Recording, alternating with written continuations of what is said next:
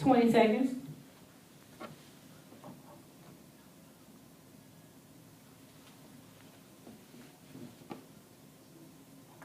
Ten seconds.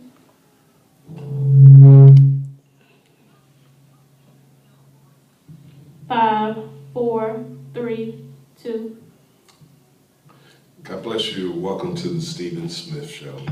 Good to be before you on another week. I'm praying that you're having a blessed week coming in. I'm tired this week, just coming back from Los Angeles. It's such a beautiful place out there. Some of those mountains out there are just gorgeous. And I'm reaching tonight because I'm tired. We spent all of yesterday on the airplane. I mean, airplanes in multiple time zones. I didn't know whether it was West Coast time, East Coast time, Central Standard Time, but we're back here. Glad to be back in the Memphis area. I just hear so many things are happening. It doesn't ever seem like we have a week, it would seem, without something that would cause us concern, some departure from some norm that we have. I saw a lot of things in LA, and surprisingly what I did see in LA when we stayed, I saw so many other races. I didn't see really a lot of us. I did go, we were coming downtown, and then I did see some of us, because whenever you're in any city and you see Martin Luther King, you know that we ain't far away. So, but I mean, it's just so amazing that they have so many different races and taking part in doing business. I mean, there were, I think it wasn't this year, it was last year when we went, we actually went to 7 stores in one mall before we found somebody that spoke English. So our world is changing, and I guess we have to change with it.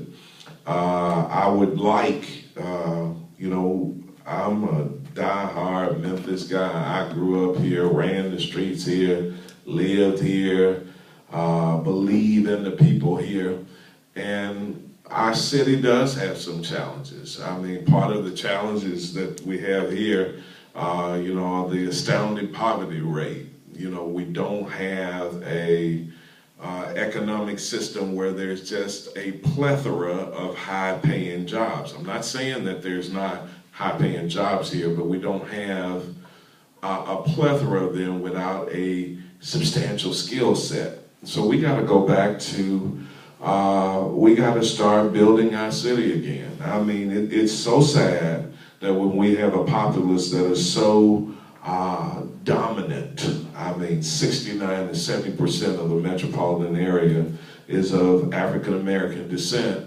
and I can look all around Memphis, Tennessee. There's a certain guy that works with, well, I almost called his title and what he did, but he doesn't like, I'm just gonna shoot straight. I said, man, name me 5 black businesses that do $10 million a year in revenue. And, since your job is the black, blah, blah, blah. And he couldn't name them. I mean, he couldn't. I mean, but I understand, some of us get locked into these city jobs and we got to do something to protect our city titles and everything else. But we got an area that has a whole lot of concern. And part of the concern that we have here on tonight, I may not be a pre-Steve tonight, but it's just so regretful in an area with so much promise. I mean, I went to school with promising people, even though we were in the hood, all the way from Cummins Elementary to Vance Junior High School, Bellevue Junior High School, Central High School, and all the folks that I went to Memphis State. So I know that we have a area that's laden with talent. But you got so many people just like me that for a good part of my life that they've hit that 50 spot. They hit that 50 spot. And now they're starting to back down from their dreams because all of a sudden the bright dreams of their youth, all of a sudden they've had a negative event. They've had a negative downturn. And now they're not even dreaming big. Now they try to live through their kids. Folks, all of us are going to take a blow in life. All of us take blows. It's part of life where you're going to take a blow. You're going to have some things that not go your way. You're going to have some things that go, that happen. Folks, who plans for your loved one to die unexpectedly? Who plans for that person to come across 4 lanes to hit you and put you out of circulation for a year or with a broken back or whatever? Life simply happens to us. I was searching for a title, and God bless you, Sister Susan on Facebook. I want all of you all on Facebook to leave a comment where you're watching from, like it, and share it on Facebook. Folks, life happens. And you know, folks, and if life does happen, I don't want you to give up because life happened. I mean, all of us got the bruises. I said one time in a message that we think, what's up, preacher, Pastor Porter? I said one time in a message that all of us are thinking that God wants to use us because of our notable star. And then I found out that God sometimes wants to use you because of your notable scar. Yeah, they saw you fail. They saw you suffer the bruises. They saw things go awry. They saw your business fail. They saw your marriage fail. They saw your house foreclosed on. They saw all of these things, and all of those things would be things that we think are akin with shame and intense shame. But that same shame is the thing that will propel you.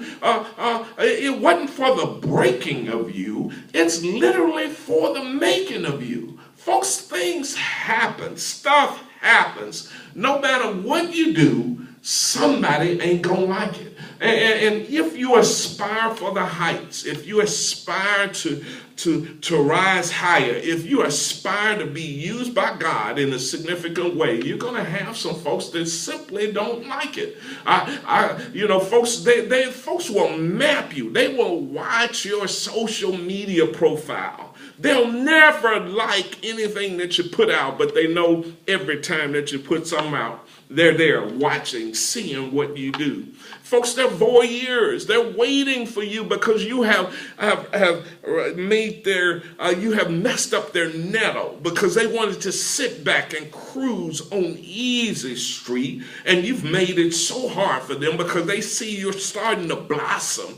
They're starting to see you bloom where you were planted. Folks, I've seen, folks, I went to Central High School. What I did like about Central High School, Priest Steve, God bless you, Pastor Paul. What I did like about Central High School, and the commercial appeal did say it, it said that Central High was in the 80s when I was there, was a bastion of middle class excellence. Yeah, it was a who's who of everybody that was anybody black at that time. They usually had a child or a nephew or a niece or somebody at Central High. So I rubbed shoulders with the black bourgeois.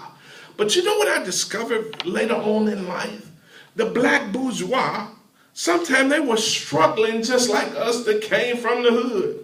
Sometimes they had a front. There were people who had state representative and this and that title in front of their names. And then when I go to pick up their kid for the party at the night, I was like, wow, they look just like our house over here. So, folks, it's not all in a title.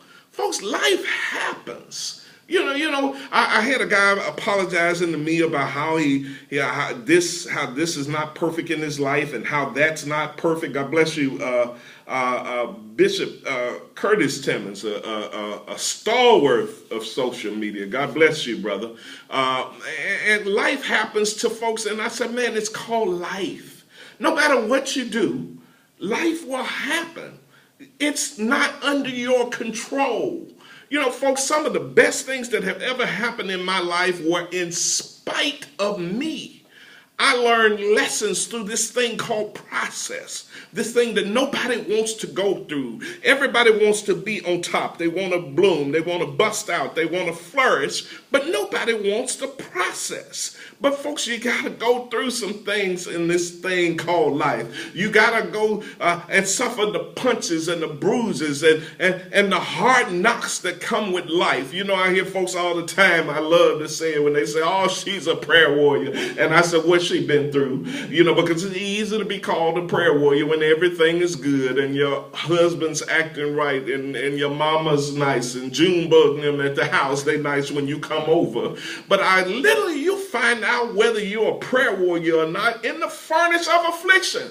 Folks, we're all going through. All of us have tough times. If we would truly be honest, preach, Steve, I felt that one. If we truly be honest, I have a friend and he preaches to arenas. I mean, not to one or two. He preaches to millions. And he says, Steve, every now and then I'll go sit on the couch myself. And folks, I will tell you that all of us have dilemmas. All of us have problems. You think that you were born out of season. You think you were born under a bad sign. You think that you and bad luck Sleprock must be first cousins. But I'm saying that all of us will have some tough times. Some of us just hide it better.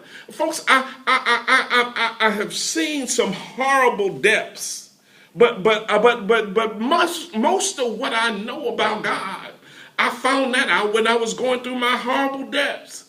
I never would have known God was a healer if I had never been sick and nobody around me that I loved had ever been sick.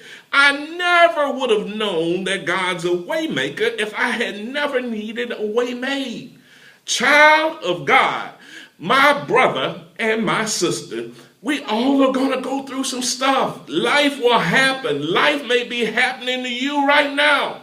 I heard the late Bishop G.E. Patterson say a couple years ago, years back, gosh, I got to stop saying a couple years ago. He's been gone 10 years, but years back, he said this. He said, you're either in a storm, coming out of a storm, or you're well on your way to your next storm. Folks, in this life, in these earth suits, stuff will happen.